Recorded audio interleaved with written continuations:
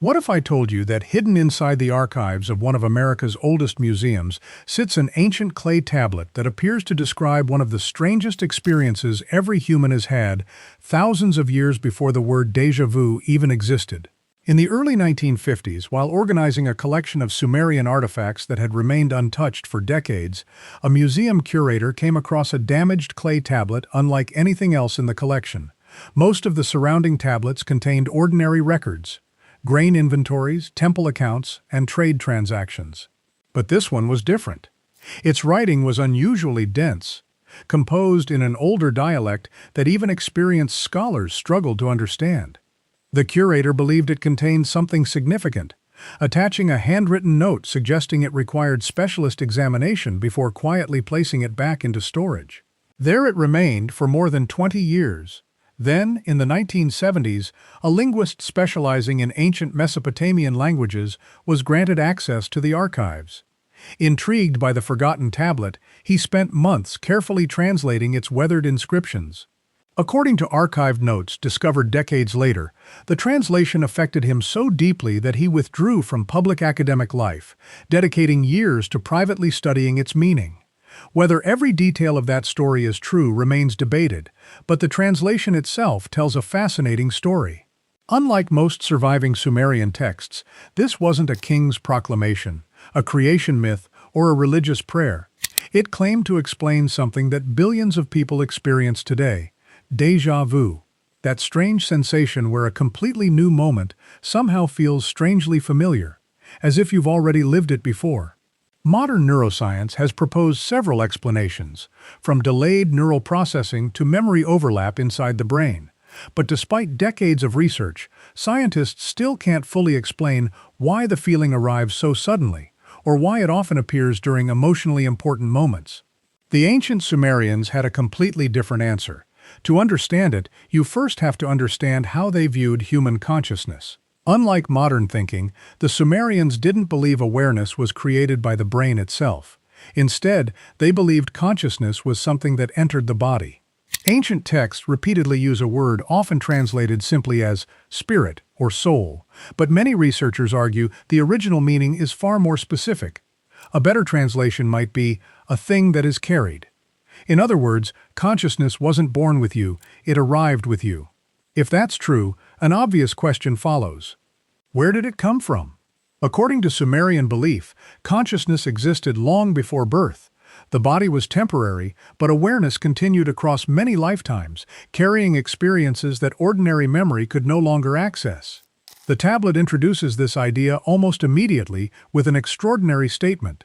It suggests that while the body is new, the awareness inside it is ancient. And when something feels strangely familiar before your eyes have ever witnessed it, that isn't memory failing, it's memory working exactly as it was intended. In this worldview, déjà vu isn't a glitch, it's evidence. The tablet continues by describing what it calls the second journey. Rather than treating life as a single beginning and end, it suggests consciousness repeatedly returns, entering new lives while carrying faint traces of previous ones. Most of those memories remain inaccessible, but not all of them. Sometimes, fragments slip through. A place you've never visited somehow feels recognizable. A complete stranger seems oddly familiar.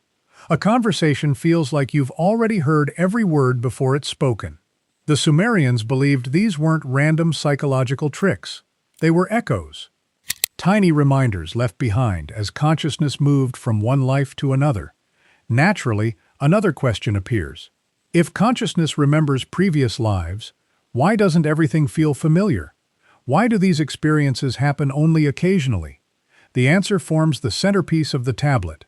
It introduces an idea, sometimes translated as the Great Design. According to the text, not every event in life carries equal significance. Most days simply pass. But certain moments, the important meetings, the life-changing decisions, the unexpected crossroads, these are different. The tablet claims these key events were somehow impressed upon consciousness before birth itself.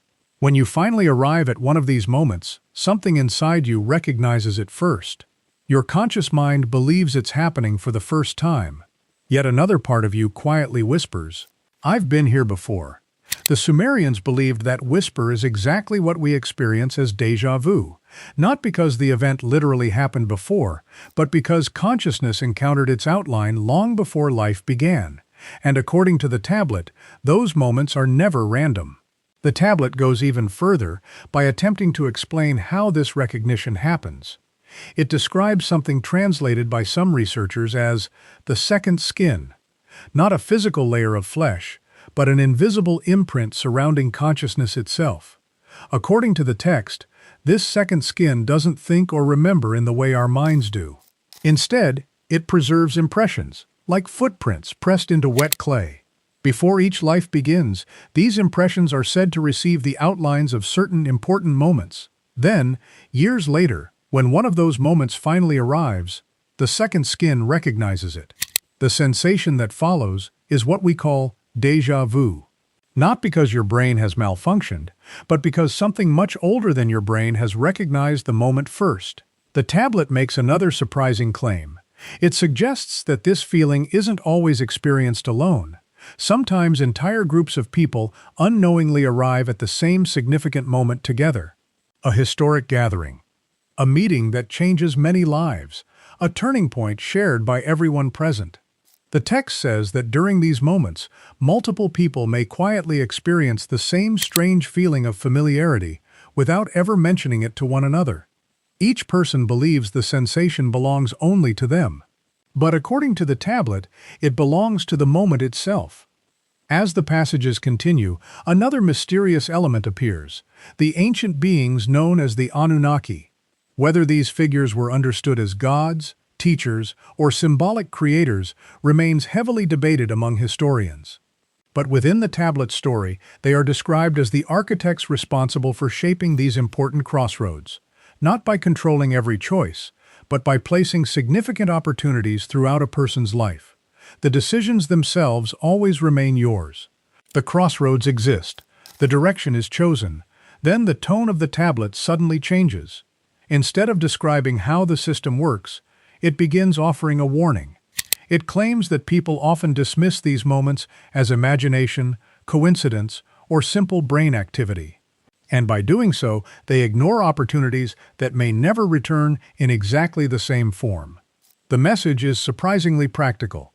When you experience one of these moments, don't rush through it. Pause, pay attention, observe what's happening around you. The tablet never says to blindly trust every strange feeling. Instead, it encourages awareness, because meaningful decisions often arrive disguised as ordinary moments. Later passages describe individuals who become unusually sensitive to these experiences. Rather than encountering occasional flashes of familiarity, they begin sensing subtle patterns throughout life. Not because they possess supernatural powers, but because they've learned to recognize important moments without immediately dismissing them. Whether this represents spiritual growth or simply heightened awareness is left open to interpretation. Perhaps the most fascinating section appears near the end. The tablet proposes a simple experiment. The next time you experience déjà vu, don't ignore it. Don't immediately explain it away. Instead, remain completely still. Take several slow breaths. Continue observing your surroundings without distraction. According to the text, something interesting may happen. The strange feeling slowly fades. But in that brief window, you may notice yourself becoming unusually aware of the decision immediately in front of you. Whether it's choosing to speak, choosing to leave, choosing to stay, or choosing a completely different path. The tablet suggests that these moments exist because important decisions are unfolding.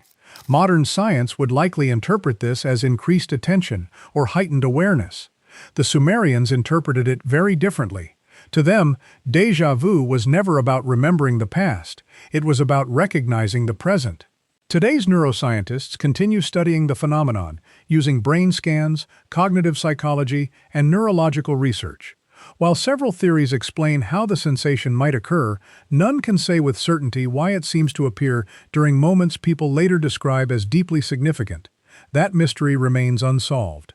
Whether the ancient tablet records genuine spiritual beliefs, symbolic philosophy, or simply an extraordinary attempt to explain human consciousness, no one can know for certain. But perhaps that's why it continues to fascinate people thousands of years after it was first pressed into clay. Because every one of us has experienced that impossible feeling. A place we've never been somehow feels familiar. A conversation seems strangely rehearsed.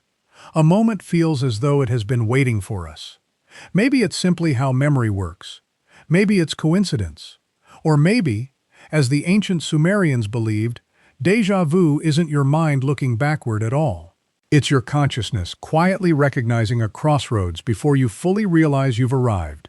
And the next time that unmistakable feeling appears, instead of brushing it aside, take a moment, pause, look around. Because whether ancient wisdom or modern psychology is correct, some moments deserve your full attention.